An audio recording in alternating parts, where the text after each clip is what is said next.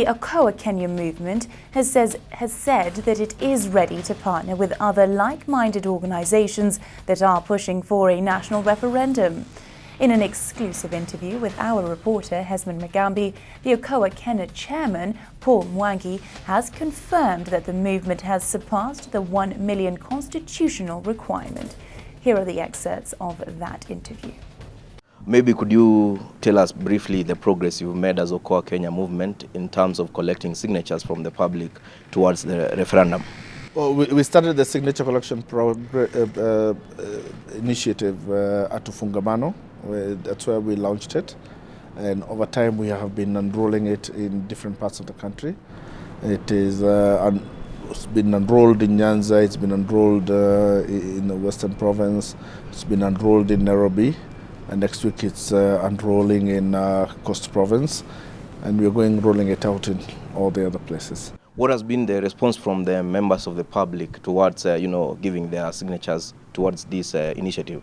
Well, the response is surprisingly very, very good, and we are having a problem keeping up to the demands for the books. In terms of raw data, I think we have already hit that.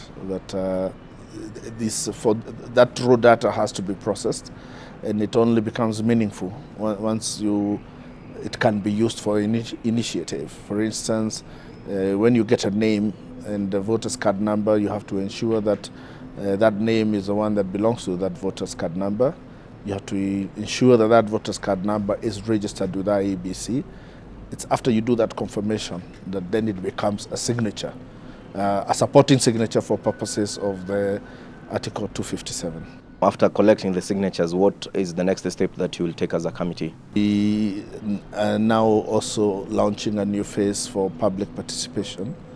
And what we will be doing is taking back to the public all the issues and representations that we have received.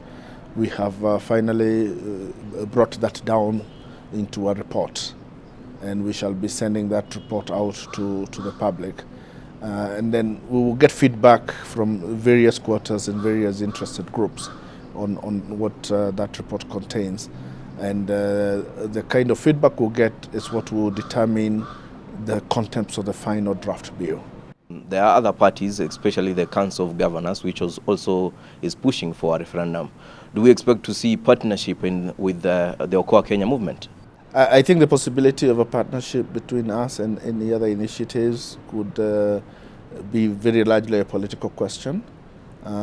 We have, though, very many shared objectives. So looking at what the governors at least have been saying, and sometimes what the MCAs have been saying and what we are saying, there are a lot of similarities in the things that we are all proposing.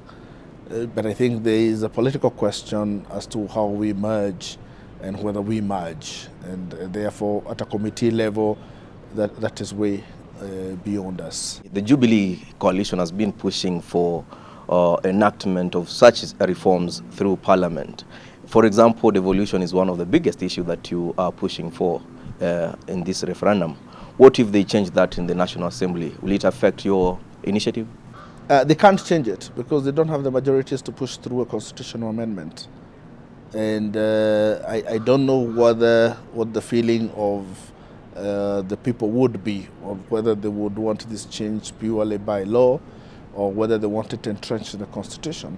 Our view is that most people would not only want to hear of an increase, but to know that that increase is protected and that it has been entrenched in the Constitution, so that it doesn't change with every government, because you could change it now and a new government comes in and it thinks that percentage is too high and they would lower it, and if they have the numbers, of course, they can lower it.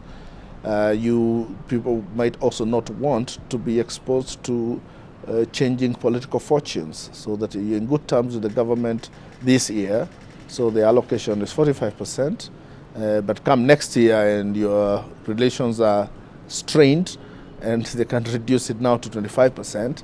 So possibly people might not want that, because even if you change the law, the minimum amount that is stated in the Constitution will still be 15.